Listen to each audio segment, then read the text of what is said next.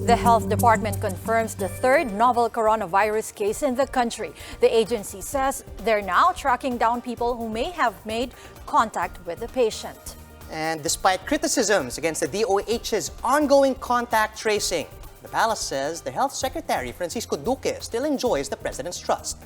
JC Cosico has the story. A 60-year-old Chinese woman entered the Philippines last January 20. She came from Wuhan and flew into Cebu City via Hong Kong.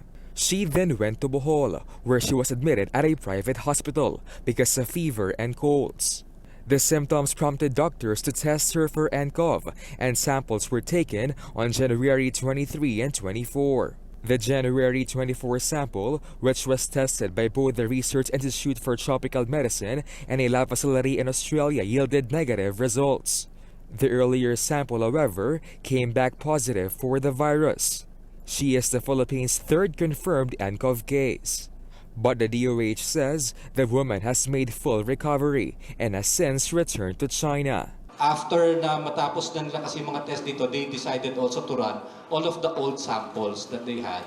And they found, and one of her samples was from January 23. The picture is that the patient was infected but was getting better, and nag-negative na siya on the 24th, and a week later siya na-discharged. The health department says this development shouldn't hurt the credibility of tests being run on suspected patients. The agency noted that there are similar stories in China. In China now, they also have documented, I think, about 400 cases na positive na nag-negative. Kasi may eliminate mo yung virus from your body as your immune system mounts. The DOH is now tracing people that a patient may have had interacted with, including airline and hospital personnel. Meanwhile, the first batch of repatriated Filipinos from Wuhan are expected to arrive on Saturday. The palace says the plane will be landing at Clark Airport, after which they will be taken to Fort Magsaysay in Nueva Ecija for the 14-day quarantine. Cabinet Secretary Karlo Nograles assures Nueva Ecija residents that there's no reason to panic because health personnel will supervise the arrival and stay of repatriated Filipinos at the facility. Nograles added that personnel who will be stationed inside the center will observe protocols.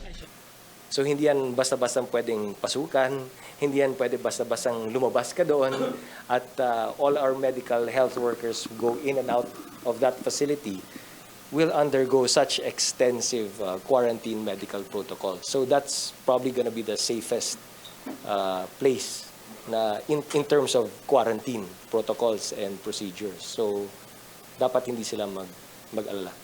Nograles said the president even expressed interest in welcoming the OFWs.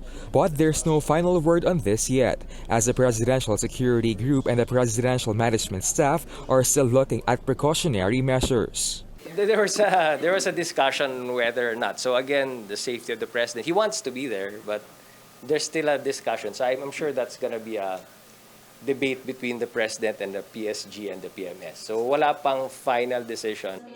Nograles also shared that during the cabinet meeting this week, they also talked about the ongoing travel ban against China and how it's affecting Filipino migrant workers whose jobs in China, Hong Kong, and Macau are at risk. That's why they decided to assess the travel ban on a day-to-day basis. Health Secretary Duque may be in the hot seat after senators criticized the DOH response to the nCoV spread. But Nograles said President Duterte still trusts the embattled health chief.